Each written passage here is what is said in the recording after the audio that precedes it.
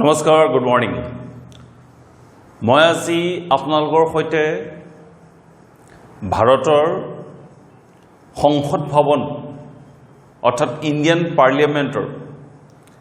যি parliament building অৰ্থাৎ যাক আমি সংসদ হাউচ অফ পাৰ্লিয়ামেণ্ট বুলিও কোৱা যায় সংসদৰ ঘৰ বুলি যাক ক'ব পাৰি অসমীয়াত তাত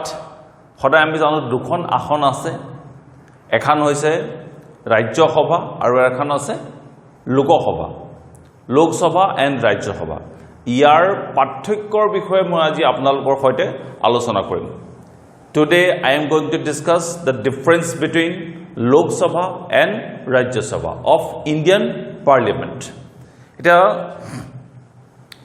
Sansad Bhavan boli koy Hindit Ingrazit koy House of Parliament ba Parliament Assamiyat koy Sansad Bhavan. এই ডিফাৰেন্স জনাৰ আগতে মই সংসদ ভৱনৰ ওপৰত এটা চমুকৈ আপোনালোকৰ কাৰণে সমু বিশ্লেষণ এটা দাঙি ধৰিম সংসদ ভৱনটো কোনে কেতিয়া কেনেকৈ বনাইছিলে কিমান টকা খৰচ হৈছিলে কিমান বছৰ লাগিছিলে ইত্যাদি এইবোৰৰ ওপৰত আমি জানো 1947 ৰ আগত কাৰ শাসন আছিল ভাৰতত ব্ৰিটিছ ইণ্ডিয়াৰ শাসন আছিল ব্ৰিটিছৰ অধীনত আমি আছিলো এই ব্ৰিটিছে দুজন আৰ্কিটেক্ট ব্ৰিটিছ আৰ্কিটেক্টক দায়িত্ব দিছিলে তাৰ এজনৰ নাম হৈছে ছাৰ এডওয়াৰ্ড লুথিয়েন্স আৰু ছাৰ হাৰ্বাৰ্ট ব্ৰেকাৰ্ছ তেওঁলোকে ডিজাইন কৰি এই সংসদ ভৱন নিৰ্মাণৰ কাম আৰম্ভ কৰিছিলে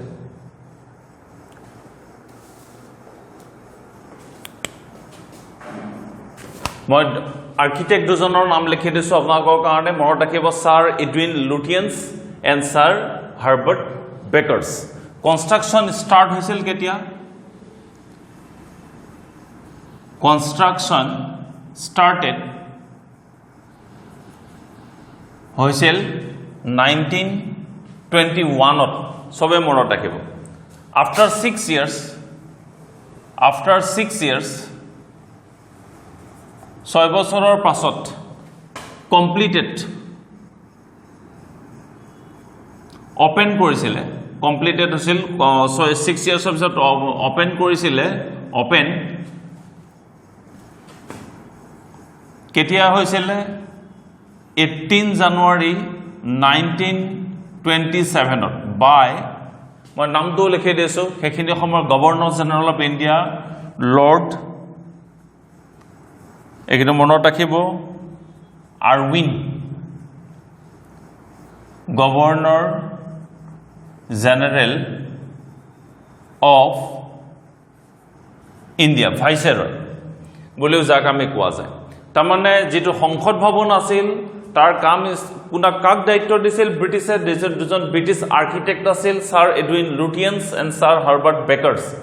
বেকাৰ কনষ্ট্ৰাকচন ষ্টাৰ্টেড হৈছিল 1921 ত 6 বছৰ কাল ধৰি লাগিছিলে খুলিছিল কমপ্লিটেড হোৱাৰ পিছত ওপেন কৰিছিল 18 জানুৱাৰী 1927 ত বাই লৰ্ড এৰউইন সেইখিনি সময় গভৰ্ণৰ জেনেৰেল অফ ইণ্ডিয়া এতিয়া ইয়াতে সিটিং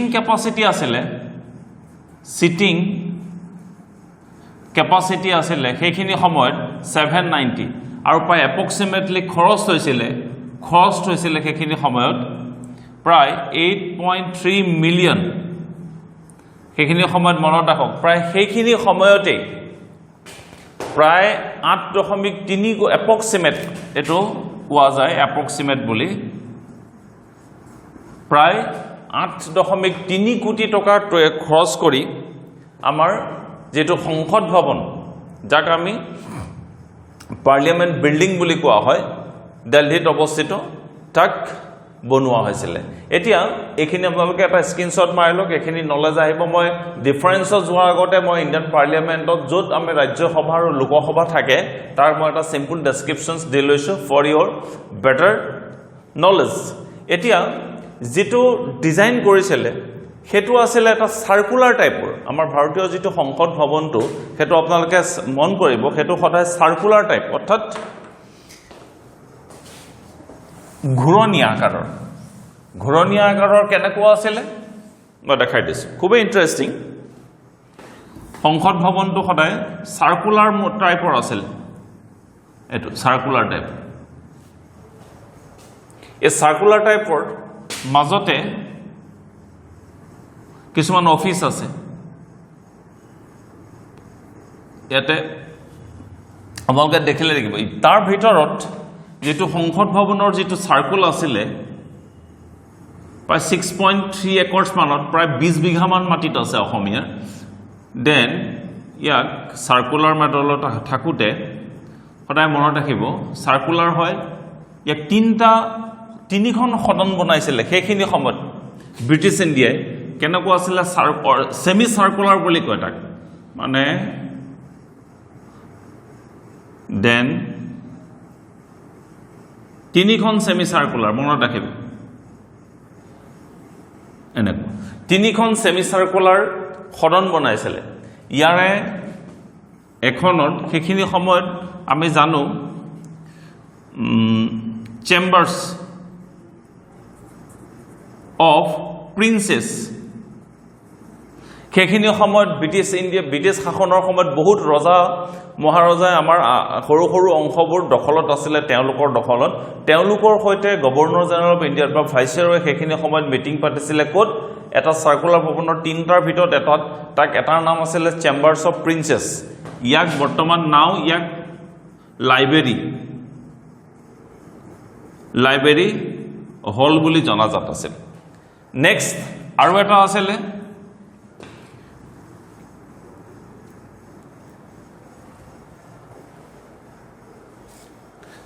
the state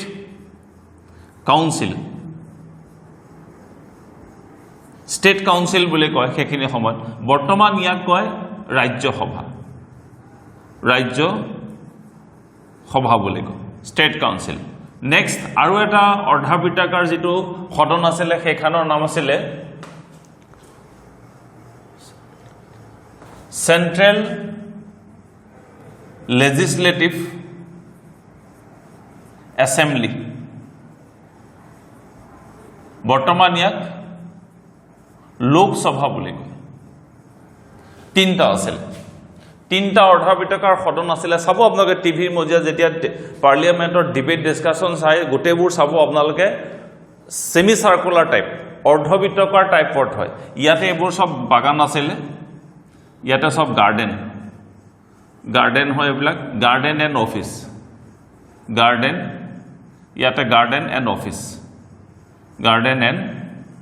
অফিস গোটেই ডিবেট ডিসকাশন সদায় ইয়াতে হৈছিল বিফোৰ 1947 এটো টাইপৰ আছিল বিফোৰ 97 তিনিখন সদনৰ নাম আছিল চেম্বাৰ অফ প্ৰিন্সেছ ৰজাসকলৰ কাৰণে যেটো ডিবেট ডিসকাশন আছিল ইয়াত আছিল নেক্সট এটাত আছিল ষ্টেট কাউন্সিল ৰাজ্যবিলাকৰ কাৰণে য'ত ডিবেট ডিসকাশন হৈছিল হেতু আৰু এটা আছিল সেন্ট্ৰেল লেজিসলেটিভ এসেম্বলি সেন্ট্ৰেল গভৰ্ণমেন্টৰ যি কাম হৈছিল এটো এটা আছিল যাক আমি এতিয়া লোকসভা ৰাজ্যসভা আৰু এটা লাইব্ৰেৰী হল বুলি জানা যায় এটোই হৈছে ইণ্ডিয়ান পাৰ্লিয়ামেন্টৰ সেইখিনি সময়ত কনষ্ট্ৰাকচনৰ ৰূপৰেখা এতিয়া মই আপোনালোকৰ সৈতে লোকসভা আৰু ৰাজ্যসভাৰ ডেফিনেশনৰ ওপৰত ডিসকাশনস কৰিম খুবেই ইম্পৰ্টেন্ট টপিক এইবিলাক পৰীক্ষাত আপোনালোকে যদি কম্পিটিশন এক্সামত বহিব বিচাৰিছে তেতিয়াহলে you have to know the difference between Rajya Sabha and Lok Sabha very perfectly জানিব লাগিব কাৰণ কম্পিটিশন এক্সামৰ ওপৰত এইবোৰৰ ওপৰত সদায় আপোনালোকক কোৱেশ্চনস কৰি থাকে বনাই লৈছো যাতে আপোনালোকৰ কাৰণে খুবেই সুবিধা হয় এটো চাওক মই এখন টেবুল বনাই লৈছো এখন হৈছে লোক সভা আৰু এখন হৈছে এপিনে মই ৰাজ্য সভাৰ কথাবোৰ লিখিম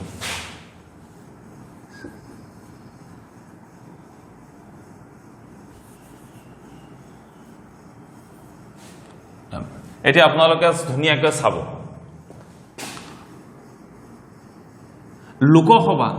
লোকসভা সদায় আপোনালোকে চাব ইণ্ডিয়ান কনষ্টিটিউচনৰ আৰ্টিকেল 81 ত ডিটেইলছ কৈ লেখা থাকে আৰ্টিকেল আৰু ৰাজ্যসভাৰ ওপৰত আৰ্টিকেল 80 এটো আপোনালোকে মন কৰিব সদায় প্লিজ ৰিমেম্বাৰ দিস লোকসভাৰ বিষয়ে আপুনি জানিবৰ কাৰণে সদায় ইণ্ডিয়ান আৰ্টিকেলৰ 81 অনুচ্ছেদ পঢ়িব লাগিব ৰাজ্য সভাৰ বিষয়ে জানিবৰ কাৰণে ইণ্ডিয়ান আৰ্টিকেলৰ সদায়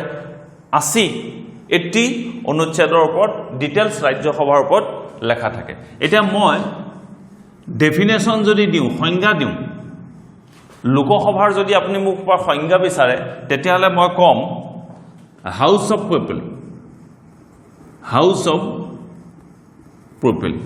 where new laws and bills are passed লোকসভাৰ হৈছে মানুহৰ হাউস অফ পিপল তাৰ মানে কি হয় ইয়াতে সদায় আমি সংসদবোৰক জিকাই পেলাই পঠিয়াম আমি পাব্লিক জনসাধাৰণে পপুলেশনস অফ ইণ্ডিয়া সেইকাৰণে এক হাউস অফ পিপল বুলি কয় য'ত সদায় new laws and bills are passed য'ত সদায় নতুন নিয়ম কানুন আৰু বিলবিলাক পাছ কৰা যায় কিমান কন্ট্ৰভাৰ্চিয়েল বিল আহিছে কিমান কন্ট্ৰভাৰ্চিয়েল ল আহিছে এটো কথা আপোনালোকক আৰু ক'ব নালাগে এটো কথা সবেই জানে নিউ এগ্ৰিকালচাৰ ৰিফৰ্ম বিলছ এতিয়াও ষ্ট্ৰাইক চলি আছে পোটা ক'ব পাৰে ল নিউ আইটি ৰুল এইবিলাক গোটেইবোৰ কথা কোৰ্ট ডিসকাশনস হয় সদায় ৰাজ্যসভাত ডিসকাশনস কয় আৰু লোকসভা আৰু ৰাজ্যসভাত কি কয় ৰাজ্যসভাই সদায় protects the rights of states and UTs মানে ইউনিয়ন টেৰিটৰিজ সদায় ৰাজ্যসভাত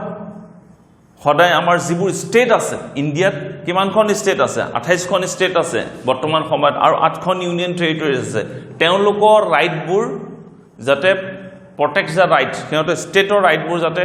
অক্ষুণ্ণ থাকে তাক সদায় ৰাজ্যসভাত ডিসকাশনস কৰা হয় মই এটো কথা আকৌ এবাৰ বুজাই দিছো চাওক এতিয়া আমাৰ যি সেন্ট্ৰাল গভৰ্নমেন্ট আছে মোদী আণ্ডাৰত তেখেতে এটা নিউ ল বা ৰুল বনালে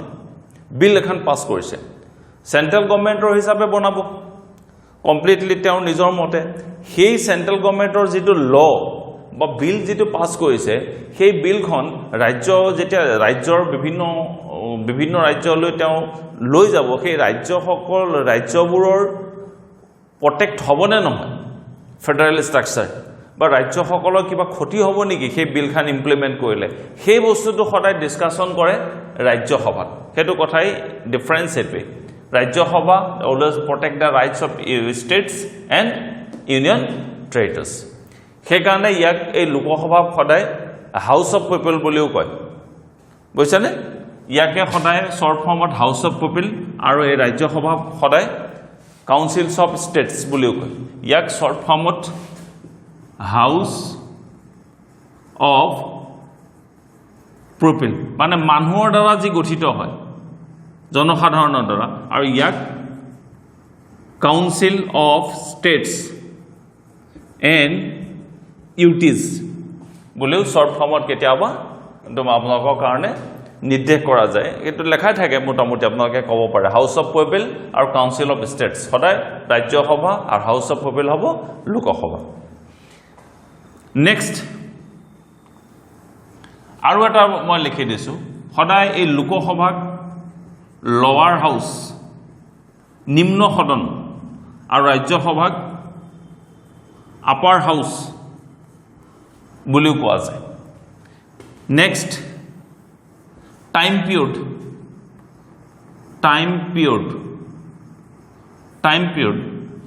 পিৰিয়ডৰ কথা যদি মই ডিসকাশনস কৰো তেতিয়াহলে লোকসভা হয় 5 ইয়াৰ্স আৰু ৰাজ্যসভা হৈছে ইয়াত কোনো লিমিট নাই পাৰ্মানেন্ট বুলি কোৱা হয় এখন ৰাজ্যসভা যেতিয়া আমি সেই যেতিয়া স্বাধীন হৈছো তেতিয়াৰ পৰা যি গঠন হৈ আছে সেই গঠনেই হৈ আছে খালি ইয়াত মেম্বাৰবোৰৰ চেঞ্জ হৈ থাকে হেতু মনত ৰাখিব এই হেকাৰণে এই লোকসভা সদায় টেম্পোৰাৰি আৰু ইয়াক পাৰ্মানেন্ট বুলি কোৱা হয় কিন্তু ইয়াত 5 ইয়াৰ্স লেখা আছে যদিও এটো ম্যাক্সিমাম 5 ইয়াৰ্স লেখা আছে যদিও কেতিয়াবা আপুনি লোকসভা সদায় ডিজলভ কৰি দিব পাৰে ৰাষ্ট্ৰপতিয়ে যদি ভোটত মেজৰিটি নাথাকে কেলে আপোনালোকে মনত ৰাখিব এবাৰ বাজপেয়ী চৰকাৰ 13 ডেজ কৰি পেলাই ডিজলভ হৈছিল 11 মাহ নে 13 মাহ কৰি পেলাই আকৌ ডিজলভ হৈছিল গতিকে লোকসভাৰ যি সংসদৰ কাৰ্যকাল 5x যদিও হি ডিজলভ হোৱাৰ চান্স থাকে সেইকাৰণে তাক টেম্পৰাৰী বুলি কৈছে কিন্তু ৰাজ্যসভাখন পাৰ্মানেণ্ট ইয়াত মেম্বাৰৰ কিন্তু কাৰ্যকাল মেম্বাৰৰ টাইম পিৰিয়ডটো হৈছে 6 ইয়াৰ্ছ হেটো মনত ৰাখিব সবে মেম্বাৰ্ছৰ যদি সোধে ৰাজ্যসভাৰ মেম্বাৰ্ছৰ টাইম পিৰিয়ড যদি সোধে তেতিয়াহ'লে হেটো হ'ব 6 ইয়াৰ্ছ বুলি কোৱা যায় নেক্সট মই যদি দিওঁ ইলেকশ্যন কেনেকা লোকসভাত আমি সদায় Indian people of the nations directly elect কৰে আমি সংসদবোৰক কোনে ইলেক্ট কৰে ডাইৰেক্টলি ইলেক্ট কৰে হয়নে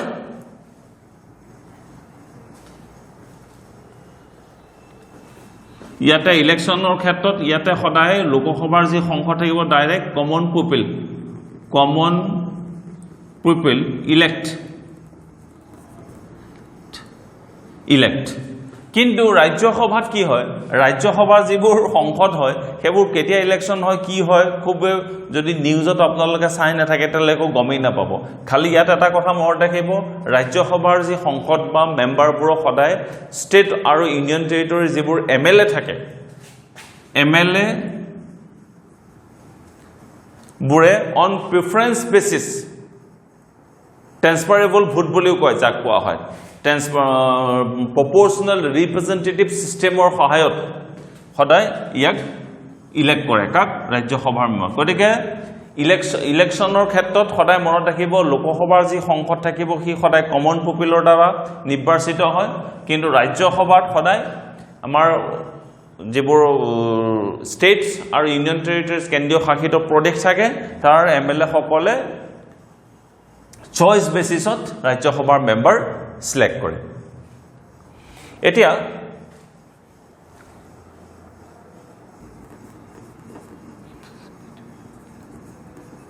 অল অফিচাৰ্স এটা চাওক লোকসভাত আমাৰ 545 জন মেম্বাৰ থাকে সেই সকলক দিশা নিৰ্দেশ কন্ট্ৰোল কৰি ৰাখিবৰ কাৰণে লোকসভাত সদায় ৰিপ্ৰেজেন্টেটিভ দি দিয়ে বা অফিচাৰ্স বুলিও আমি যাক ক'ব পাৰে বেসিক্যালি ৰিপ্ৰেজেন্টেটিভ বুলি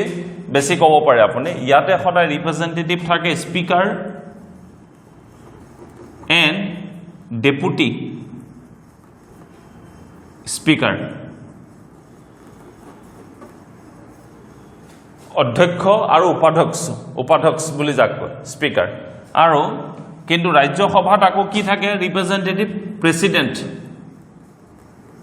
and vice president confuse নকৰিব এটো প্ৰেসিডেন্ট মানে ভাৰতৰ ৰাষ্ট্ৰপতি নহয় কিন্তু এই ৰাজ্যসভাক জুনে ৰিপ্ৰেজেন্টস কৰি থাকিব সেইজনকে প্ৰেসিডেন্ট বুলি কয় বৰ্তমান প্ৰেসিডেন্ট হৈছে কোন এম বেংকায়া নাইডু তেওঁ কি vice president of India confuse নহব সো লোকসভাৰ ৰিপ্ৰেজেন্টেটিভ কোন হয় স্পিকাৰ এণ্ড ডেপুটি স্পিকাৰ বৰ্তমান সময়ত স্পিকাৰ ওম বিৰলা হয়নে স্পিকাৰ এণ্ড ডেপুটি স্পিকাৰ অধ্যক্ষ আৰু উপাধ্যক্ষ ঠিক তেনেকৈ ৰাজ্যসভাৰ কোন কোন থাকিব প্ৰেসিডেন্ট এণ্ড ভাইস প্ৰেসিডেন্ট থাকিব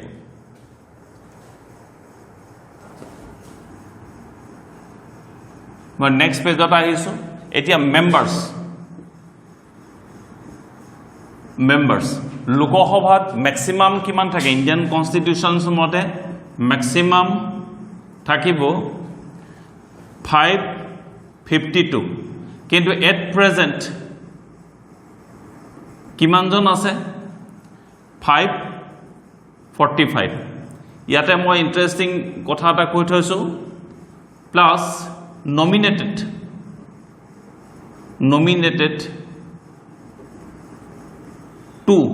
দুজন নমিনেটেড কৰে প্ৰেসিডেন্টে এংলো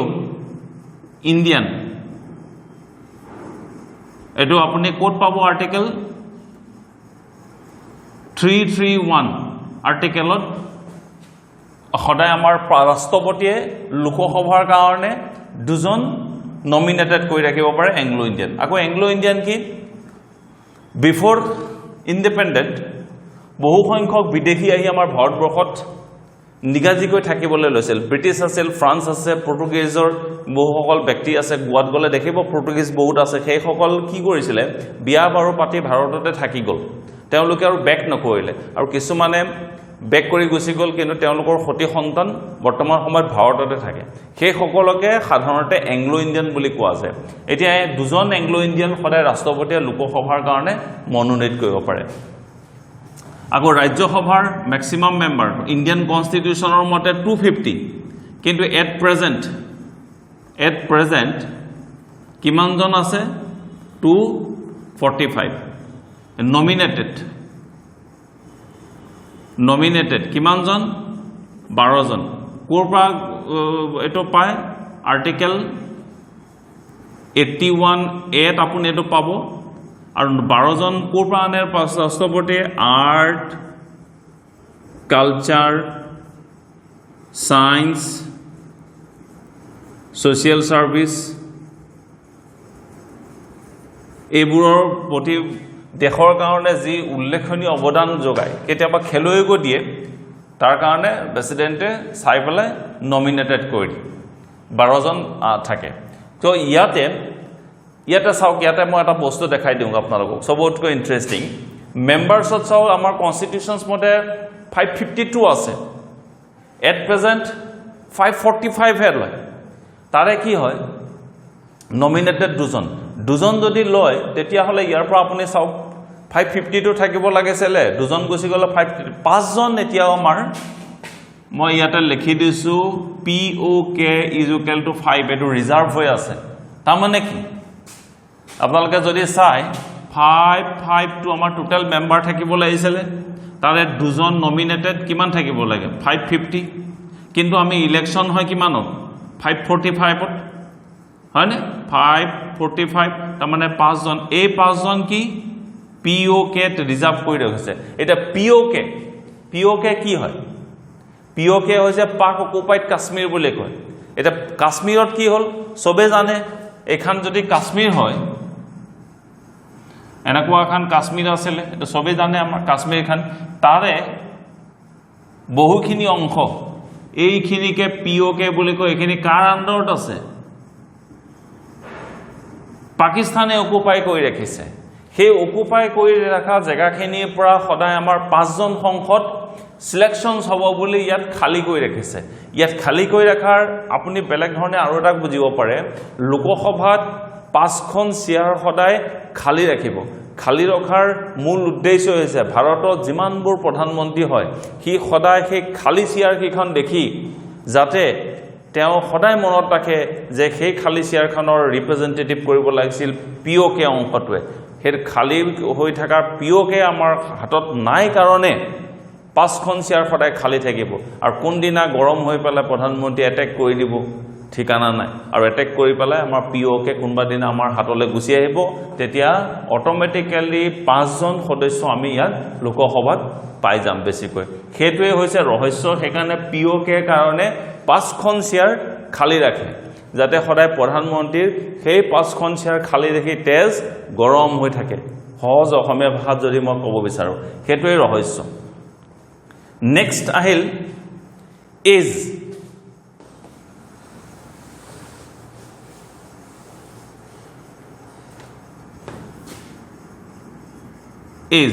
আপুনি